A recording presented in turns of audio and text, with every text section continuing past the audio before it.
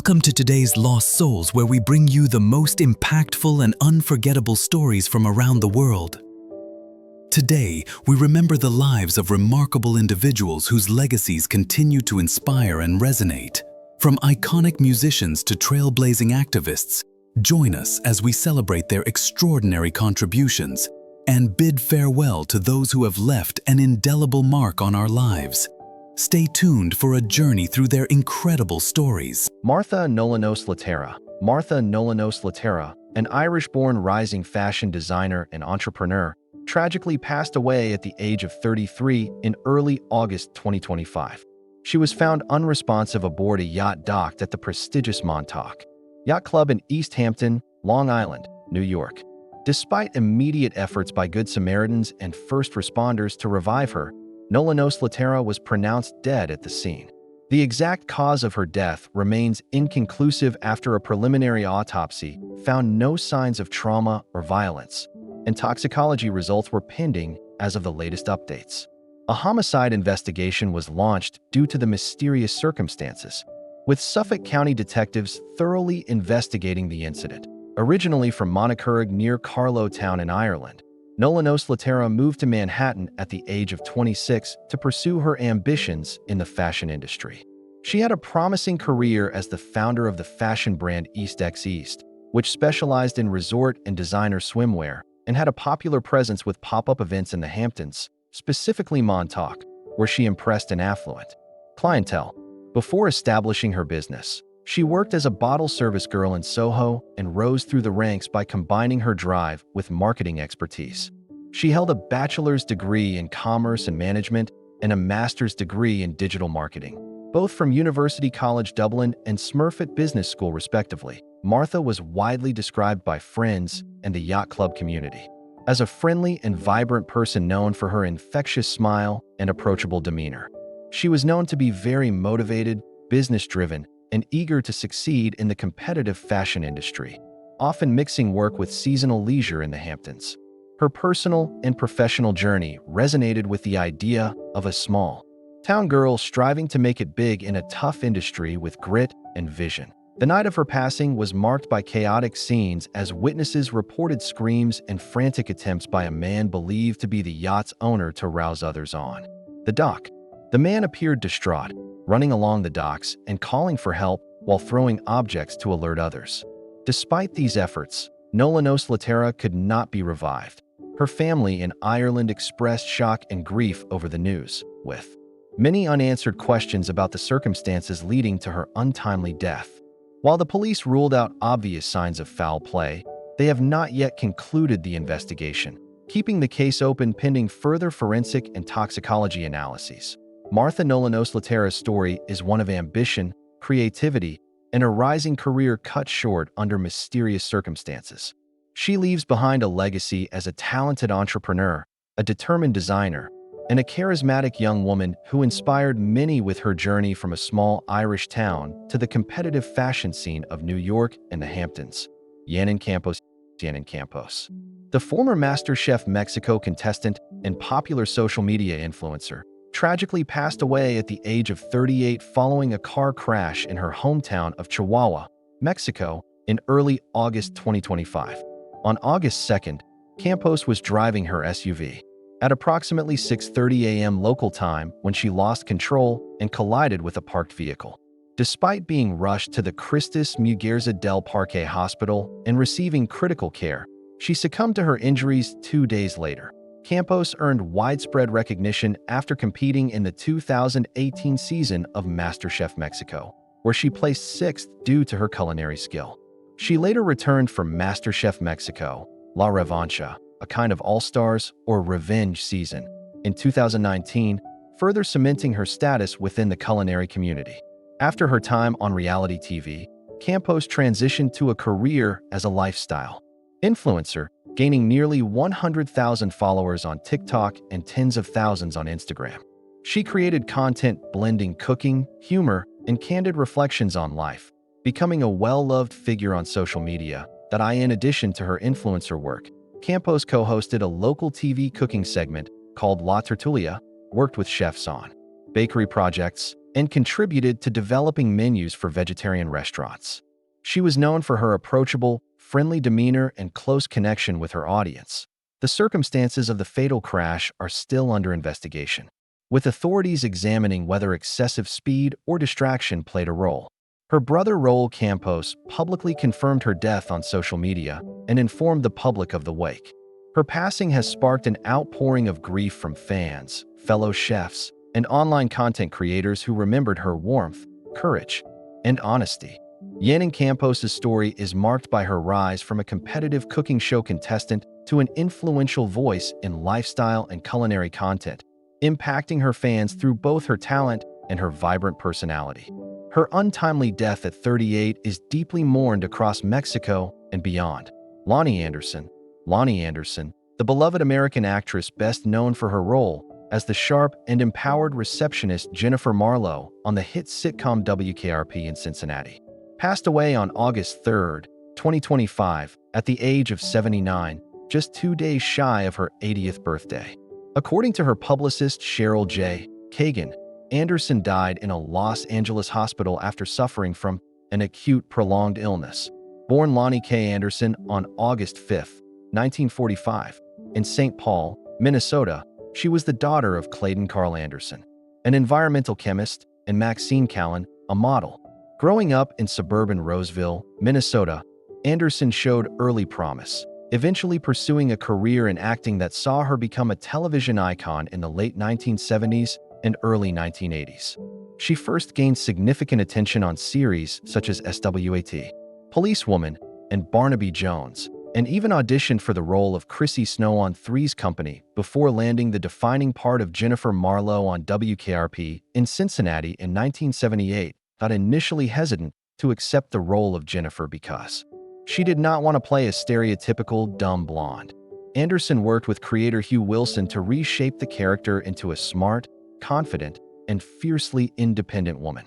This portrayal earned her 2 Emmy nominations for Outstanding Lead Actress in a Comedy Series and 3 Golden Globe nominations, cementing her place in television history. Beyond WKRP, Anderson's career included roles in television movies, like The Jane Mansfield Story, 1980, and Hot in Cleveland, guest appearances on shows like Melrose Place and Sabrina the Teenage Witch, and a notable stint alongside Burt Reynolds, her husband from 1988 until their highly publicized divorce in 1994, in films and a TV series called Evening Shade. Her marriage to Reynolds was often in the media spotlight due to its tumult and mutual allegations of infidelity. Loni Anderson's impact extended beyond her memorable performances.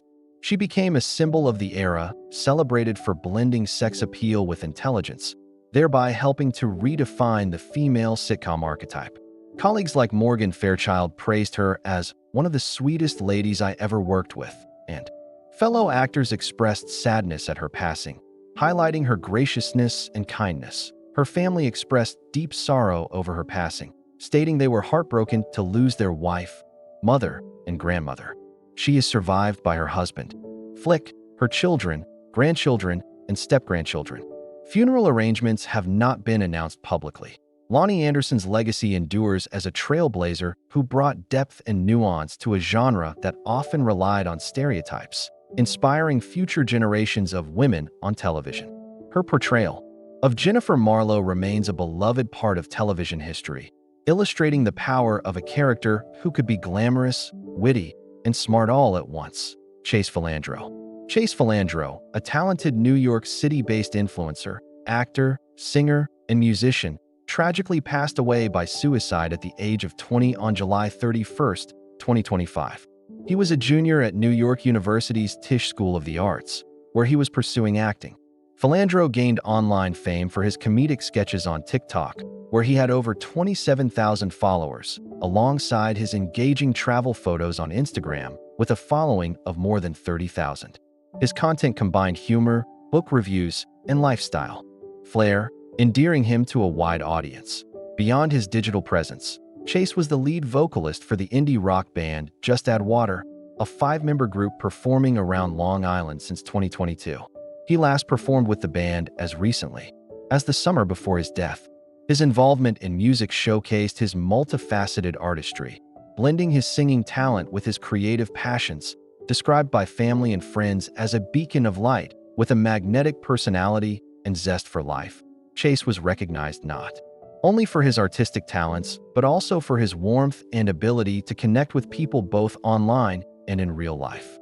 His sister, Frankie Ford, paid tribute to him as an avid traveler and lover of national parks, recalling how he always welcomed strangers with a smile and made friends along the trails he traveled. In memory of Chase's love for the outdoors, the family has launched a GoFundMe campaign to build memorials near his favorite national parks, raising over $31,000 within days through the support of countless admirers. Chase's acting school, Take-Two Actors Studio in Huntington, New York, also commemorated him, highlighting his vibrant spirit and the joy he brought into every room. Their statement noted that his presence was a gift, leaving a hole in their hearts that can never be filled. While his untimely death is a profound loss to his family, friends, and fans, Chase Filandro's legacy lives on through his creative work, his kindness, and the lasting impression he made on those who knew him or followed his journey. His story is a poignant reminder of the pressures many face behind the scenes and the importance of mental health awareness and support. George Kooymans. The legendary Dutch guitarist, vocalist, and co-founder of the rock band Golden Earring, passed away on July 22, 2025, at the age of 77 after a battle with ALS, amyotrophic lateral sclerosis, a progressive neurodegenerative disease. Diagnosed with ALS in 2020, Kooymans retired from music in 2021, which also led Golden Earring to disband after a remarkable 60-year career as one of the Netherlands' most successful rock groups. Born on March 11, 1948, Kooymans formed Golden Earring in 1961 in The Hague with his neighbor Rinus Gerritsen when Kooymans was just 13 years old. The band rose to international fame in the 1970s and 1980s, known worldwide for iconic hits such as Radar Love, 1973, Twilight Zone, 1982, and When the Lady Smiles. Kooymans was the primary songwriter and guitarist, contributing significantly to the band's distinctive sound and global success. The band's original lineup, including Kooymans, Gerritsen, Barry Hay, and Cesar Zuderwijk, remained consistent for decades, with Kooymans renowned for his energetic guitar work and compelling vocals. Kooymans also pursued solo projects, releasing albums like JoJo, 1971, and Solo, 1987, as well as collaborations with musician Frank Carrillo through the 2010s and 2020s, showcasing his melodic and introspective side beyond Golden Earring. His passing was met with heartfelt tributes from bandmates and the music community.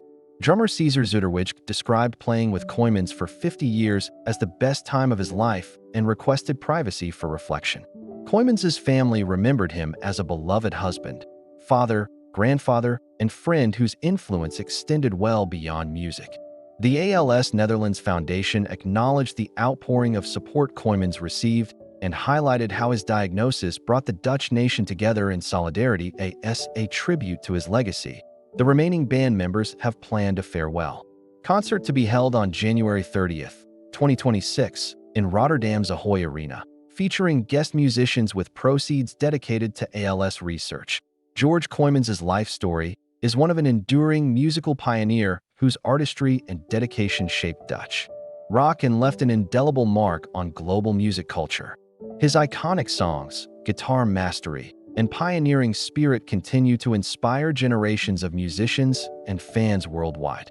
Tom Troop, the esteemed American actor and writer, passed away at the age of 97 on July 20th, 2025, at his home in Beverly Hills, California, from natural causes. Born on July 15, 1928, in Kansas City, Missouri, Troop had a remarkable career that spanned more than 6 decades, during which he became known for his versatile work on stage, television, and in films. Troop served heroically in the Korean War, earning the Bronze Star for his service. After the war, he pursued acting and studied under the legendary Uta Hagen at the Herbert Berghof Studio in New York. His Broadway debut came in 1957 when he portrayed Peter Van Dawn in the original production of The Diary of Anne Frank. In the following year, he moved to Los Angeles, where his television and film career flourished. Over his long career, Tom Troop appeared in more than 75 television series, including well-known shows such as Star Trek, where he played Lieutenant Harold, Murder, She Wrote, Cheers, Mission, Impossible, The Fugitive, Chips, Quincy, M.E., and Frasier. His film credits include Kelly's Heroes, 1970, My Own Private Idaho, 1991, starring Keanu Reeves and River Phoenix, The Big Fisherman, 1959, and The Devil's Brigade, 1968. Troop was also deeply engaged in theater throughout his life. Alongside his late wife, Carol Cook, a celebrated actress who died in 2023, he performed in stage productions like The Lion in Winter, Father's Day, and The Gin Game. They were jointly honored with the Los Angeles Ovation Award for Career Achievements. In 2002, recognizing their impact on the theater scene in Los Angeles, Tom Troop further contributed to the acting community by co-founding the Faculty, an acting school in Los Angeles, together with Charles Nelson Riley. This demonstrated his passion for mentoring and fostering new talent in the craft of acting, survived by his son Christopher Troop, daughter-in-law Becky Coulter, granddaughter Ashley Troop, and several nieces and nephews. Tom Troop leaves behind a legacy as a dedicated and versatile performer whose work touched stage, television, and film audiences for generations.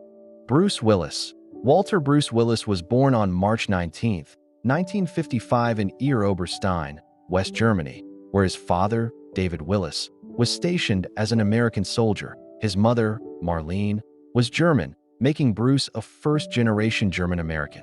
The family moved to the United States when Bruce was 2 years old, settling in Carneys Point, New Jersey, and later in Penns Grove, where he would spend most of his formative years. Growing up in a blue-collar household, Bruce was the eldest of 4 children. His father worked as a welder, mechanic, and factory worker, while his mother worked in a bank.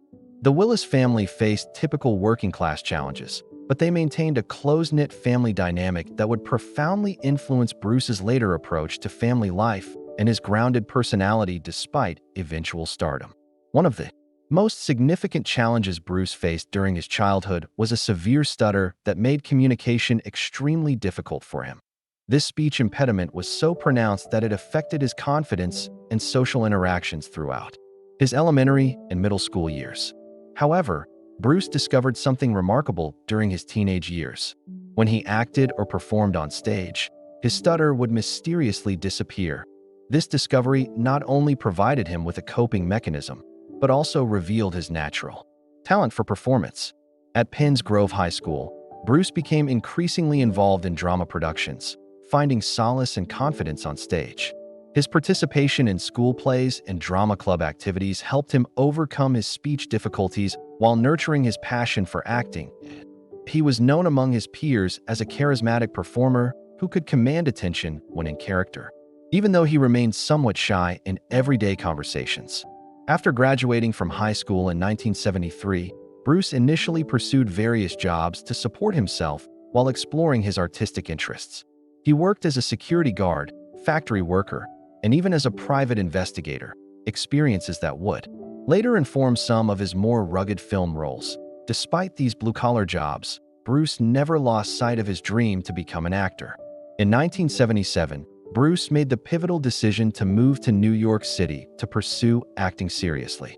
He enrolled at Montclair State University in New Jersey, studying drama while commuting to the city for auditions and small roles. During this period, he supported himself by working as a bartender at various Manhattan establishments, including the popular nightclub Cafe Central.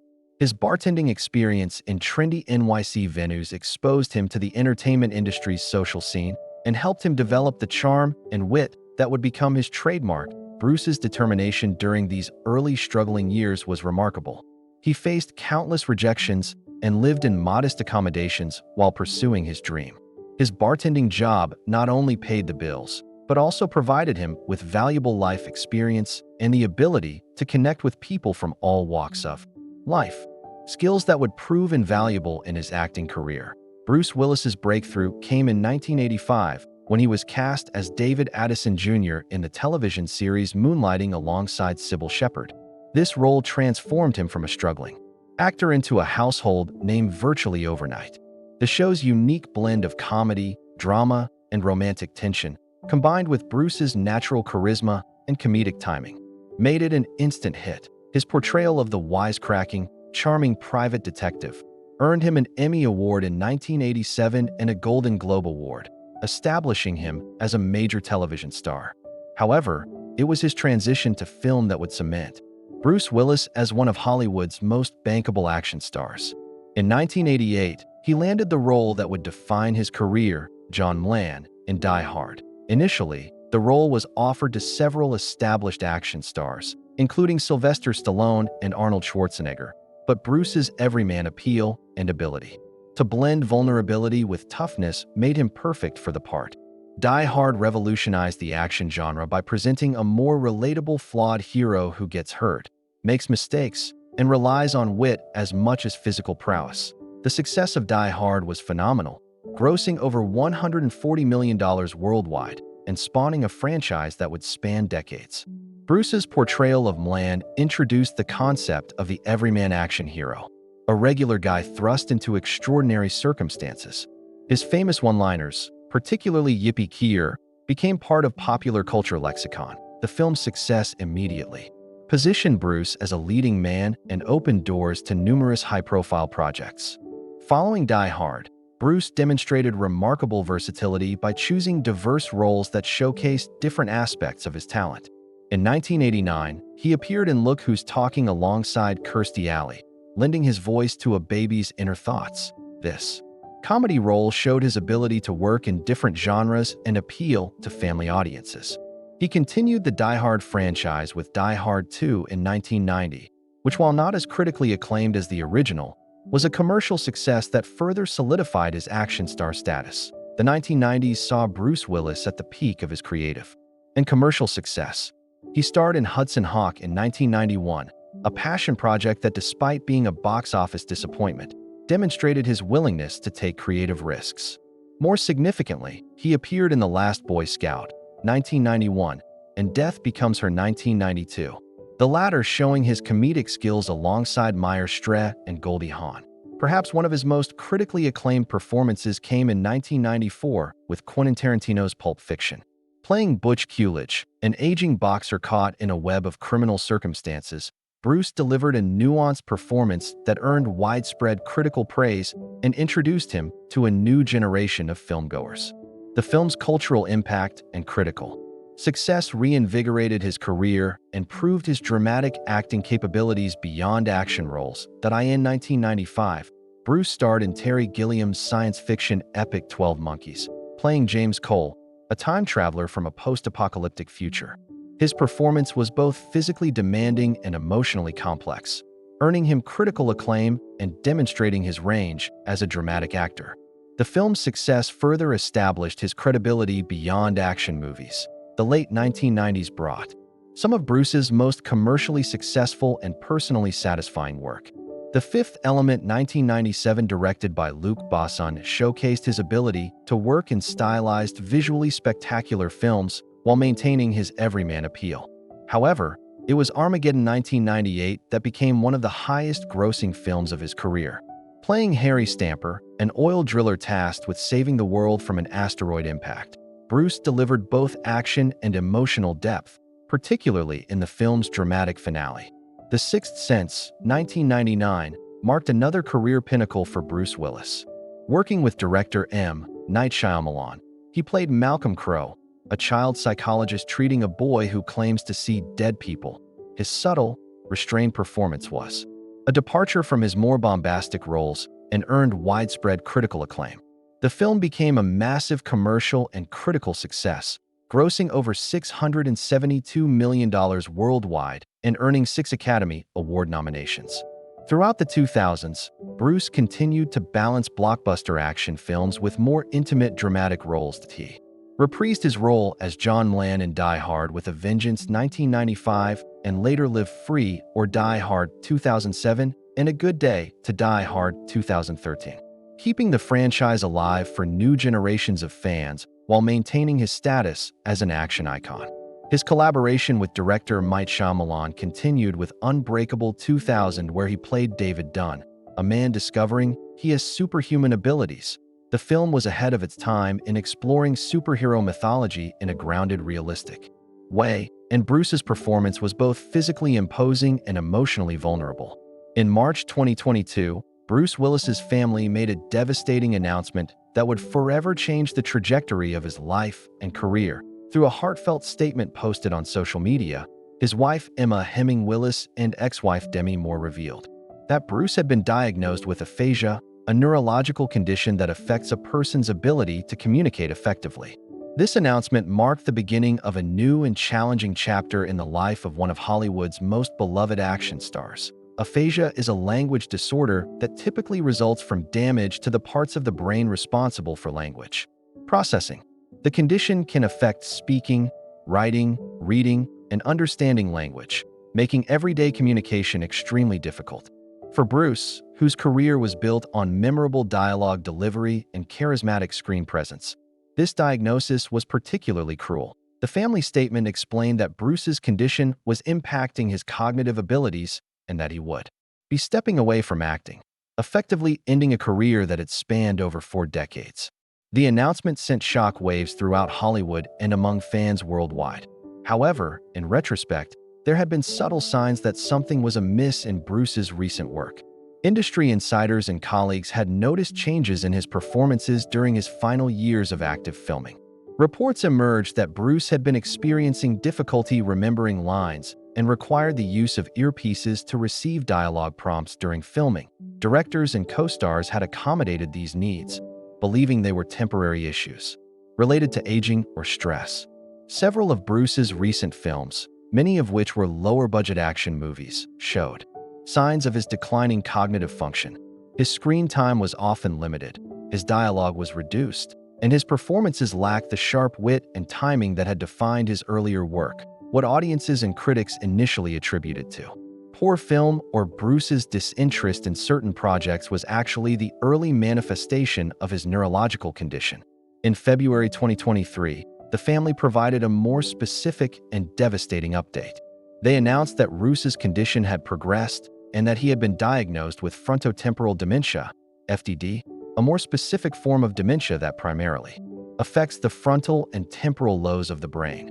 This diagnosis provided a clearer picture of Bruce's condition and explained the progression of his symptoms. FTD is a particularly aggressive form of dementia that typically affects people at a younger age than Alzheimer's disease and can cause significant changes in personality, behavior, and language abilities. Frontotemporal dementia is a cruel disease that attacks the very essence of what makes a person who they are. It affects executive function, decision, emotional regulation, and social behavior. For someone like Bruce, whose personality and quick wit were integral to both his personal relationships and professional success, the impact of this diagnosis cannot be overstated. The disease typically progresses relatively quickly, and there is currently no cure or effective treatment to slow its progression. The family's openness about Bruce's diagnosis was both brave and important for raising awareness about these often misunderstood conditions. Aphasia and frontotemporal dementia affect hundreds of thousands of people worldwide, yet they remain relatively unknown to the general public. By sharing Bruce's story, the Willis family helped educate people about these conditions and reduce the stigma often associated with neurological disorders. Medical experts who have commented on Bruce's case emphasized that his symptoms likely began years before his official diagnosis. The entertainment industry's demanding schedule, combined with the ability to work around cognitive difficulties through technological aids and shortened shooting schedules, may have masked the early signs of his condition. This highlights the importance of early detection and diagnosis in neurological conditions. Though in Bruce's case, earlier diagnosis would not have changed the ultimate outcome due to the progressive nature of FTD. The impact of Bruce's diagnosis extended beyond his immediate family to his professional relationships and the broader entertainment community. Directors, producers, and co-stars who had worked with him in his final active years came forward with stories of his professionalism and dedication even as he struggled with his condition. Many expressed regret at not recognizing the signs earlier, and admiration for Bruce's determination to continue working despite his challenges. Bruce's medical journey also highlighted the broader issue of neurological health in the entertainment industry. The high-stress environment, demanding schedules, and physical demands of action film can potentially contribute to or accelerate cognitive decline. His case has prompted discussions about better support systems for aging performers and the need for more awareness of neurological conditions in Hollywood. The progression of Bruce's condition has been particularly difficult for his family to witness.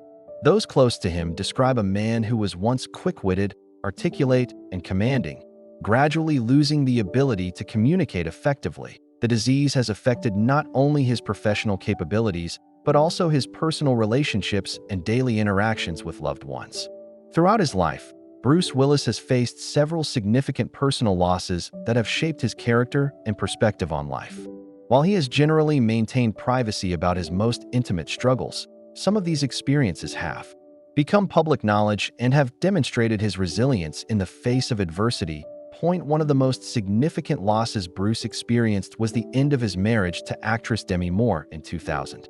While divorce is not uncommon in Hollywood, the dissolution of their 13-year marriage was particularly painful given their high-profile status and the presence of their 3 daughters, Rumor, Scout, and Tula. The couple had been considered one of Hollywood's power couples throughout the 1990s, and their split was extensively covered by the media.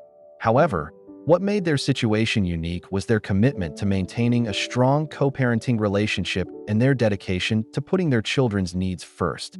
The challenges Bruce faced as a divorced father were compounded by the intense media scrutiny that followed his family. His daughters, particularly during their teenage years, struggled with the public attention and the pressures of having famous parents.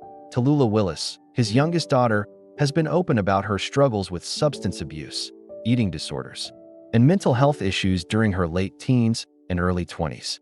Watching his child battle these demons was undoubtedly one of the most difficult experiences of Bruce's life as a father. Bruce has also had to cope with the loss of close friends and colleagues throughout his career. The entertainment industry is notorious for its high rates of substance abuse, mental health issues, and premature deaths, and Bruce has not been immune to losing people close to him. While he has remained largely private about these losses, those who know him describe a man deeply affected by the fragility of life and the importance of cherishing relationships. Another significant source of emotional pain for Bruce has been watching his own cognitive decline affect his relationships with his children. As his front-temporal dementia has progressed, his ability to connect with his daughters in the way he once did has been compromised.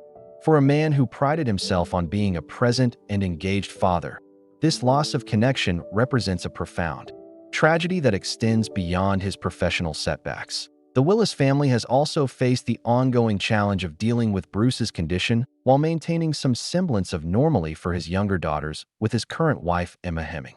Willis, Mabel Ray and Evelyn Penn, born in 2012 and 2014 respectively, are still young and must navigate the reality of having a father whose condition continues to deteriorate. The family has worked hard to create an environment where these children can have meaningful relationships with their father while understanding the limitations imposed by his illness. Bruce's mother, Marlene Willis, who played such an important role in his early life and supported his acting dreams, has had to watch her eldest son's decline from afar. Now in her advanced years, she faces the heartbreak of seeing her successful son struggle with a condition that has robbed him of many of the qualities that made him who he was. The role reversal, where adult children must care for aging parents, has been complicated in Bruce's case by his own need for increasing care and support. The loss of Bruce's career, while not a death, represents a form of grief that is particularly acute for someone whose identity was so closely tied to his professional achievements. Acting wasn't just Bruce's job. It was his calling, his means of overcoming his childhood stutter, and his primary form of creative expression. The forced retirement due to his condition has meant saying goodbye to a life's work and passion in a way that few people ever have to experience. Emma Heming Willis has spoken about the challenges of watching the man she married gradually change due to his condition.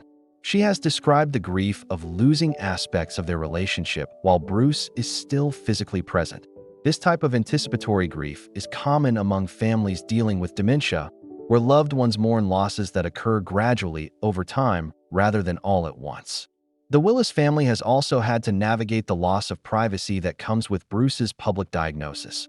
While they chose to share his condition to raise awareness and prevent speculation, this decision meant giving up their right to deal with this tragedy privately. Every aspect of Bruce's decline has become a matter of public interest, adding another layer of stress to an already difficult situation.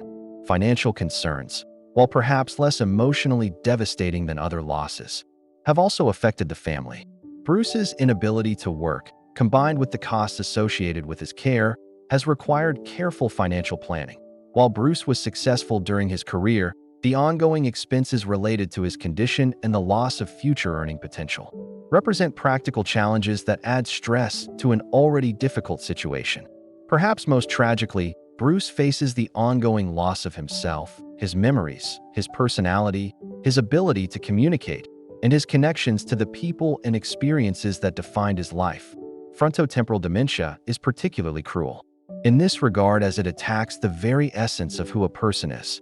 Family members describe moments of recognition and connection becoming increasingly rare and precious.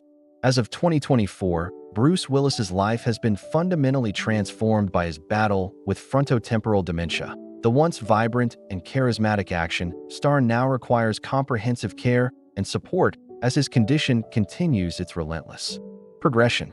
His family has become his primary focus, with both his current wife, Emma Hemming Willis, and his ex-wife, Demi Moore, working together to ensure he receives the best possible care while maintaining dignity and comfort in his daily life. Bruce currently splits his time between his homes in Los Angeles and his Bedford, New York estate. Depending on his needs and the family's schedule, his living arrangements have been modified to accommodate his changing abilities and ensure his safety. The homes have been adapted with safety features and monitoring systems while maintaining an environment that feels comfortable and familiar. His family has worked hard to preserve routines and surroundings that might help Bruce feel secure and connected to his identity. Emma Hemming Willis has become Bruce's primary caregiver and advocate, a role she has embraced with remarkable strength and dedication. She frequently shares updates about their family life on social media, always balancing transparency with respect for Bruce's privacy. Her posts often focus on the importance of living in the moment and finding joy in small daily interactions. She has become an advocate for dementia awareness and has used her platform to educate others about frontotemporal dementia, helping to destigmatize the condition. The unique family dynamic between Emma, Demi Moore, and their respective children has been one of the most heartwarming aspects of Bruce's current situation. Rather than allowing past romantic history to create division, both women have prioritized Bruce's well-being and their children's relationships with their father.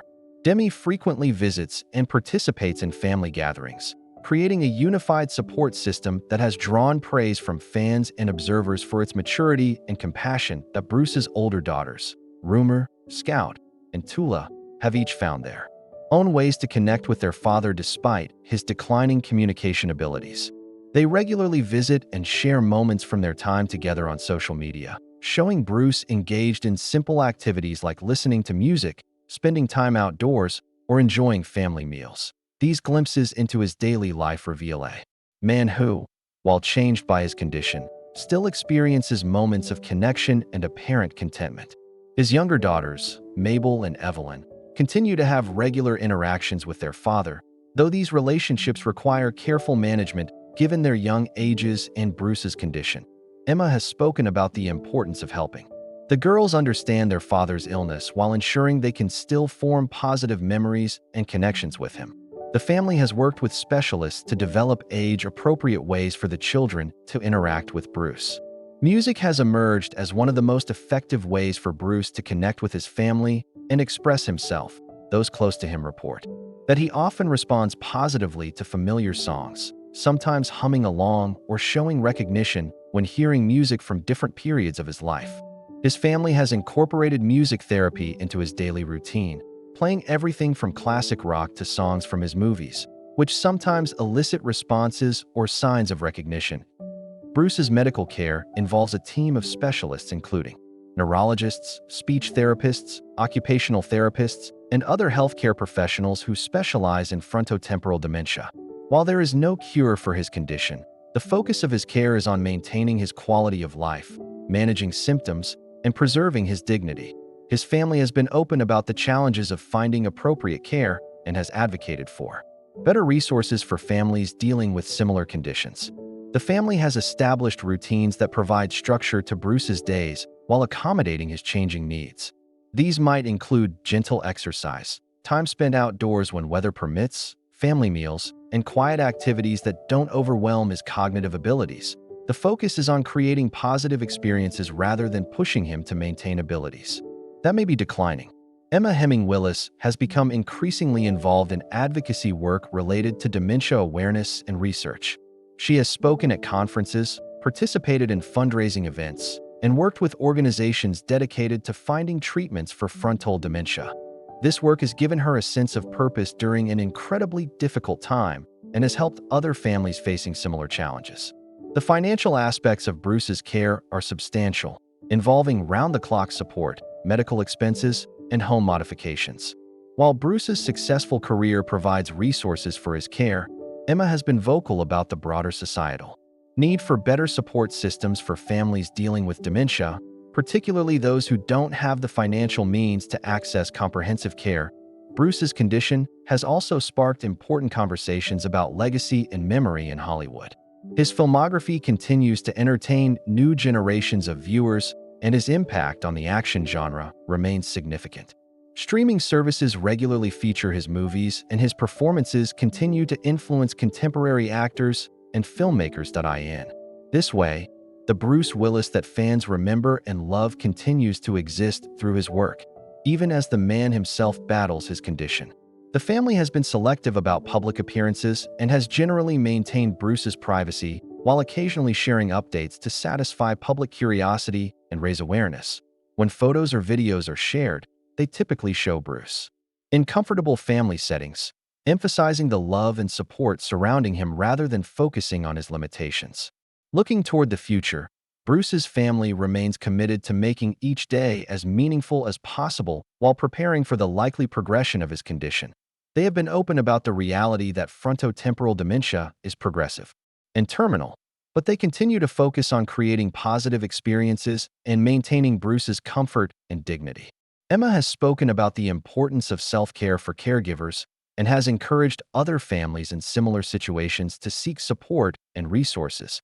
She acknowledges the emotional toll of watching a loved one decline while emphasizing the importance of finding moments of joy and connection even in the midst of such difficulty. Today, Bruce Willis represents both the tragedy of a brilliant mind and talent lost to disease and the triumph of a family's love and dedication in the face of impossible circumstances. While he may no longer be the wisecracking action hero who entertained millions, he remains surrounded by people who love him and are committed to ensuring his remaining time is filled with comfort, dignity, and connection. His legacy lives on not only in his films, but in the awareness his family has raised about frontotemporal dementia and the example they have set for how families can come together in times of crisis. This